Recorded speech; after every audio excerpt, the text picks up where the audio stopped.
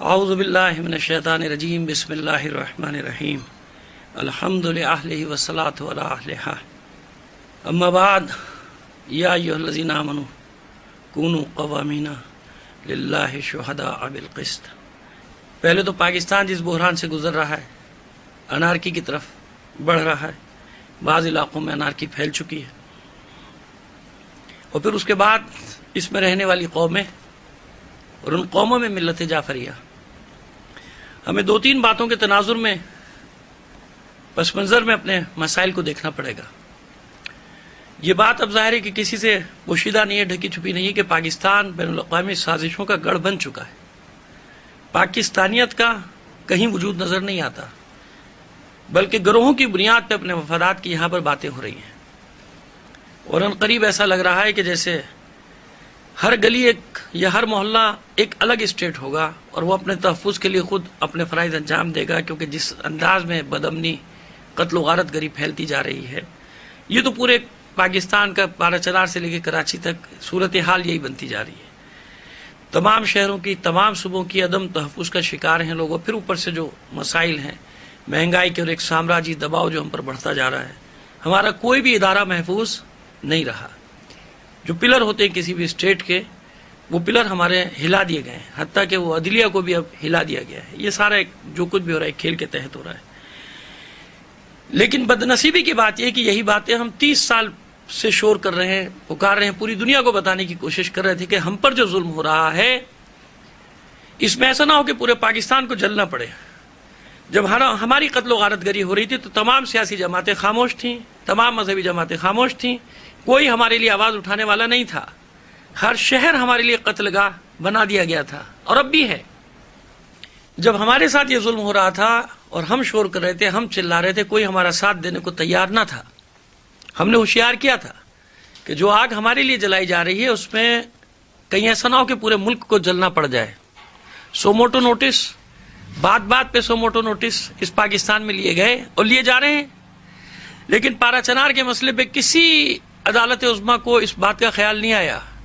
D I Khan میں ہونے والی قتل و غارت گری پہ کسی عدلیہ کو یہ خیال نہیں آیا کہ بے گناہ لوگ مارے جا رہے ہیں۔ بغیر نماز جنازہ کے کفن کے دفنا دیے گئے مستونگ میں لوگ، بلوچستان میں ان کی نماز جنازہ نہیں ہونے دی دہشت گردوں نے، اس کا کوئی نوٹس نہیں لیا گیا۔ کوئٹہ میں مستقل ہزارہ برادری اور دیگر ملت جعفریہ کے افراد کو قتل کیا جاتا رہا، اس کے لیے کوئی سوموٹو نوٹس نہیں لیا گیا۔ کراچی میں ٹارگٹ کلنگ ہوتی رہی اور ہو رہی ہے، جاری ہے، کوئی سوموٹو نوٹس نہیں لیا گیا۔ ہم ان خدشات کا اظہار کرتے رہے کہ ایسا نہ ہو کہ سب کو جلنا پڑے، لیکن کسی نے اس بات کا نوٹس نہیں لیا۔ ادارے بھی ہمارے خلاف لگے ہوئے تھے اور لگے ہوئے ہیں، ڈیسک بنی ہوئی تھی سب جگہ اور بنی ہوئی ہیں یہ ڈیسک جو صرف شیعت کے خلاف کام کرے تھے، لیکن آج پورے پاکستان کے سامنے ہے کہ کیا ہو رہا ہے۔ کسی ادارے کی عزت آبرو محفوظ نہیں ہے، کسی ادارے کے افراد کے جان و مال محفوظ نہیں ہے، کیا وکیل، کیا ڈاکٹر، کیا فورسز ہماری اور کیا ہماری عدلیہ، کسی کا کوئی۔ اور یہ کس طرح سے ہو رہا ہے کہ صوبہ سرحد میں وہ لوگ ایک دوسرے کو مار رہے ہیں، ہماری مسجدوں پہ حملہ ہوا، کوئی نہیں چلایا۔ اب آپ نے دیکھا کہ کس طرح محمد ایجنسی، خیبر ایجنسی، باجوڑ، یہاں سب ایک دوسرے کی مسجدوں پہ 250، 300 افراد کو اڑا دیا گیا۔ تو ظاہر ہے کہ بے گناہوں کا خون، بے گناہوں کی آہیں تو ٹکراتی ہیں۔ ہم اس صورتحال پہ خوش نہیں ہیں، کیونکہ یہ ہمارا ملک ہے، یہ ہمارا وطن ہے پاکستان، مگر ہم سمجھاتے رہے کہ ایسا ہوگا۔ اب حالات نکل گئے، کنٹرول سے باہر ہو گئے۔ اب کراچی جیسے شہر میں مختلف ایریے بٹے ہوئے ہیں کہ جو اپنے ایریے میں محفوظ ہے، باہر نکلا مار دیا جائے گا۔ یہ سب کچھ ہوتا رہا۔ ادارے، میں نے عرض کیا کہ عدلیہ سمیت ہمارے سب جو تھے ان کو سازشوں کا شکار ہو گئے، مگر یہ اس لیے شکار ہوئے کہ ہم پر ظلم ہوا، ہم پر ظلم ہوتا رہا، اور اس وقت کوئی نہیں بولا۔ لہذا ان سب کو ان سازشوں کا شکار ہونا پڑا، کیونکہ سامراج کی نظریں ہیں پاکستان پر، وہ پاکستان کو ہماری قتل گاہ بنانا چاہتا تھا۔ اس تمام پس منظر میں آپ کو دیکھنا پڑے گا کہ ہمارے شہیدوں کا خون جو ہے وہ بالآخر کسی نہ کسی صورت میں رنگ لا رہا ہے۔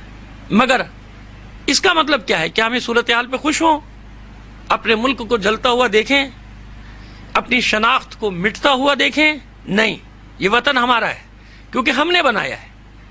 پوری دنیا جانتی ہے اور تاریخی شواہد، تاریخ اس بات کی شاہد ہے کہ ملک ہم نے بنایا ہے، ہم نے اور اہل سنت نے مل کر بنایا ہے۔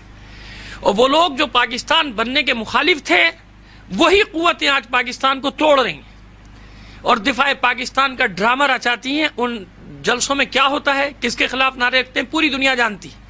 جتنے پاکستان کو تباہ کرنے والی طاقتیں وہ سب اس پلیٹ فارم پہ جمع ہو گئی ہیں.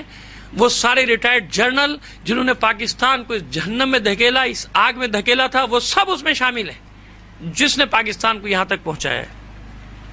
یہ بلاسٹ کرنے والے, یہ دھماکہ کرنے والے, چاہے وہ پشاور میں بس پر دھماکہ ہو یا کوئٹہ میں, ان سب کا ایک ہی ایجنڈا, یہ امریکی ایجنڈے کی تکمیل کر رہے ہیں کہ اتنی بدامنی, اتنی قتل و غارت گری کی جائے کہ جواز فراہم کیا جائے افغانستان بنانے کا پاکستان کو, اور یہاں پہ خدا نہ کرے نیٹو فورسز کو اتارا جائے اور کنٹرول کیا جائے اس کے ذریعے سے پاکستان کے وسائل پر.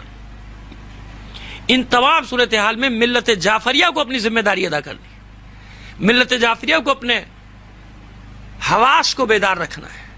ہمیں کسی ایسی سازش کا نشانہ نہیں بننا, شکار نہیں ہونا, لیکن اپنے حقوق کا تحفظ یہ ہمارا پیدائشی حق ہے. اپنی ملت کا تحفظ یہ ہمارا حق ہے. اپنی آزاداری کا دفاع یہ ہمارا حق ہے. اپنی مذہبی عبادات کو بجا لانا یہ ہمارا حق ہے. اور یہ حق ہم کسی سے خیرات میں نہیں مانگا اور نہ مانگ رہے ہیں. ہمیں یہ ثابت کرنا ہے کہ ہم اپنے حقوق کا دفاع کرنا جانتے ہیں, اور ہمارے حقوق کے دفاع ہی میں اس ملک کا دفاع ہے. کیونکہ اگر کوئی ایک ملت جو بطور کلی پوری ملت اس ملک کی وفادار ہے وہ ہے ملت جعفریہ. اور میں یہ بات ایسے دعویٰ نہیں کر رہا ہوں, پورے فاٹا میں صوبہ سرحد میں صرف ایک جگہ ایسی ہے, پارا چنار, کہ جہاں ہماری فورسز آزادی سے بیٹھی ہیں, آزادی سے گھوم پھر رہی ہیں, جبکہ پارا چنار والوں پر کتنے ظلم و ستم کے پہاڑ توڑے گئے. 4 سال ان کے راستے بند رہے, وہ محاصرے میں رہے, مگر انہوں نے فورسز پر حملہ نہیں کیا کیونکہ پاکستان کا جھنڈا پارا چنار میں لگا ہے, اور کہیں یہ لگاتے. آپریشن کرنے پڑے ان کو زمینیں لینے کے لیے, لیکن پارا چنار والے اب بھی اس مٹی کے وفادار. اس لیے ہم کہہ رہے ہیں کہ وہ ایک جگہ ہے جہاں پہ کبھی ان پر حملہ نہیں ہوا, کیونکہ ملت جعفریہ اس ملک کی بنانے والی ہے. ہمیں اس بات کا احساس ہے, ہم جانتے ہیں کہ ملک ہمارا ہے. لہذا اب یہ وقت ہے کہ ملت کو پارا چنار سے لے کر کراچی تک کھڑا ہونا پڑے گا. اگر ہم کھڑے نہیں ہوئے تو یہ دشمن, یہ پاکستان کے دشمن, مسلمانوں کے دشمن, شیعوں کے دشمن, سنیوں کے دشمن, اور یہاں رہنے والی اقلیتوں کے دشمن, انہوں نے کسی کو بھی نہیں چھوڑا. غیر مسلموں کو کب چھوڑا انہوں نے, جبکہ مسلم سرزمین میں رہنے والے ہر غیر مسلم کے جان و مال کی ذمہ داری اس کے پڑوسی کی, اس کے مسلمان کی ہے. حکومت کی تو ہے ہی, لیکن اس کے مسلمان کی. کیا ہم یہ ذمہ داریاں پوری کر رہے ہیں؟ کیا ان لوگوں نے یہ ذمہ داریاں پوری کی؟ ان کے ہاتھ سے کوئی محفوظ نہیں بچا, آج یہاں اقلیتیں تک محفوظ نہیں ہے. لہذا ملت جعفریہ کو اپنا تاریخی کردار ادا کرنا پڑے گا. گھروں میں بیٹھنے کا وقت نہیں ہے, ہمیں نکلنا پڑے گا. جیسے ہم نے 25 مارچ کو لبیک یا حسین کی صداؤں سے نشتر پار کو لاکھوں افراد سے بھرا تھا, اور دنیا شاہد ہے, دنیا نے گواہی دی کہ لاکھوں شیعہ جمع ہوئے, اور کتنا پرامن جلسہ کراچی کی تاریخ کا وہاں پر ہوا ہے. اب یہ 1 جولائی کو بھی ہماری ذمہ داری ہے, ہمیں جمع ہونا ہے, اپنے تمام تر اختلافات بھلا کے جمع ہونا ہے, مینار پاکستان پر جمع ہونا ہے. انشاءاللہ اللہ نے جیسے ہماری مدد کی تھی نشتر پارک میں, ہمیں اللہ پہ بھروسہ کرنا ہے, توکل کرنا ہے اللہ پہ, اپنے امام زمانہ پہ بھروسہ کرنا ہے. ہمارے ساتھ امام زمانہ ہے, ہمارے ساتھ اللہ کی طاقت ہے, ہمیں ان پر بھروسہ کرنا ہے خلوص کے ساتھ. اپنے مذہب, ملت اور اس سرزمین کے لیے ہمیں گھروں سے نکلنا ہے. جب تک آپ کے اور میرے ساتھ خلوص رہے گا کوئی سازش کامیاب نہیں ہو سکتی, اور کوئی ملت جعفریہ کو اپنے حقوق اور اس سرزمین کا دفاع کرنے سے کوئی طاقت نہیں روک سکتی. وہی نعرہ جو ہماری پہچان ہے, جو ہمارا شعار ہے, کراچی سے لے کے پارا چنار تک, اسی نعرے کے ذریعے ہمیں ہلا دینا ہے مینار پاکستان پہ. دشمنان پاکستان کو, دشمنان اسلام کو اور دشمنان تشیع کو. کراچی سے لے کے پارا چنار تک کے لوگوں سے میری اپیل ہے کہ چلیں مینار پاکستان کی طرف چلیں, اور ایک نعرہ لگاتے ہوئے چلیں, لبیک یا حسین, لبیک یا حسین, لبیک یا حسین. اور ہر خوف کو دل سے نکال کر پھینک دیں. مار دیے جائیں گے, ہماری روحیں وہاں پہ پہنچیں گی. کاٹ دیے جائیں گے, ہم مینار پاکستان پہنچیں گے. کیا ہمیں موت نہیں آئے گی؟ ہمیں ڈرایا جاتا ہے, ہمیں دھمکایا جاتا ہے کہ دھماکوں کا خطرہ ہے, فائرنگ کا خطرہ ہے, تو کیا ابھی نہیں ہو رہا ہمارے ساتھ؟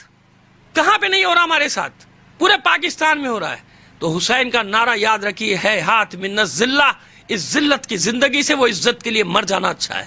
اپنی ملت کے عزت کے وقار کی خاطر، عزت و وقار کی خاطر، اپنے مذہب کے عزت و وقار کی خاطر اللہ کے سامنے سرخرو جائیں گے، اپنے مولا کے سامنے سرخرو جائیں گے. موت تو آنی ہے، ویسے نہیں آئے گی موت، لیکن اس راہ میں مرنا یہ عزت کی موت ہے. تو بس یہ شعار یاد رکھیے 1 جولائی کے لیے، لبیک یا حسین، لبیک یا حسین، لبیک یا حسین.